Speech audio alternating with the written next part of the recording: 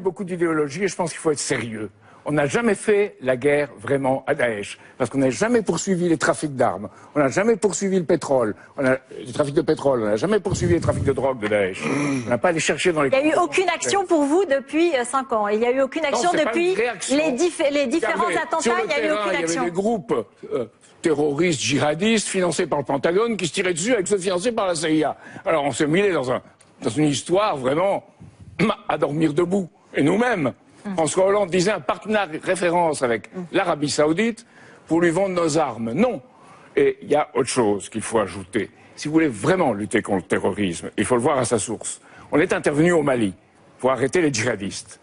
J'ai soutenu cette intervention. Mais après, j'ai dit à des militaires, au général Desportes par exemple, qu'il fallait mobiliser notre génie civil, notre génie militaire, tous nos moyens pour mettre à eau les lacs de la Guinée et pour mettre à eau le lac Tchad. Et si on ne fait pas ça, si on ne crée pas une politique de l'eau, une politique de développement, eh bien on ne réussira rien dans ces régions. Et j'ajouterai une dernière chose, qui est, disons, parfois dure à avaler pour certains. Une politique internationale coordonnée doit être menée contre le terrorisme. Alors, on se bouche en le nez peut-être, mais avec Poutine, avec Trump, car la France reconnaît des États et ne reconnaît pas le régime. Vous pensez, juste pour poursuivre ce que vous dites, c'est-à-dire qu'il faudrait faire une coalition ou arrêter les interventions à l'étranger?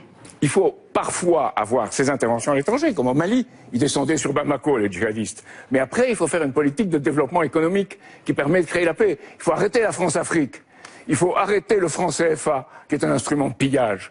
Et il faut faire une politique de développement mutuel avec les pays africains en créant chez nous un ministère de la coopération, du co-développement et de l'intégration, qui mettent le problème des migrants, des réfugiés, qu'ils soient économiques, qu'ils soient climatiques, qu'ils soient politiques, et qui permettent de créer une politique qui contrôle la situation. Aujourd'hui, on ne contrôle pas la situation.